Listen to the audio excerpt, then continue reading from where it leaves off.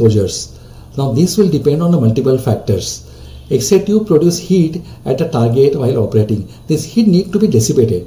Now measured heat units where HU, kVp, MA and second matters. So more the kVp, more is the heating, more is the MA and more the second, the heat production will be more. Now dental diagnostic tube is approximately 20 kVU.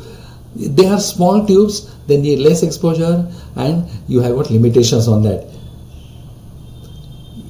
The heat is removed from the target by conducting the copper anode and then the surrounding oil of the tube housing by convection to the atmosphere. So what happens? The heat is produced at a target, then it is transmitted to the anode. Anode has got copper block in it, then it passes it to the glass housing. In glass housing there is the oil that further dissipates it and then ultimately it goes to the atmosphere. Now the tube rating describes the longest exposure time the tube can be energized for a range of voltage and current with safety, that is without risk of damage to the target and overheating. Now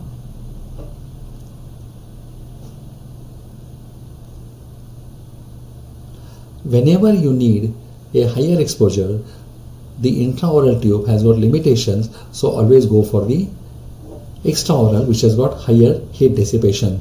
With this we are coming to end of a short lecture in which we have given you brief idea about the components of the X-ray machine. Here we are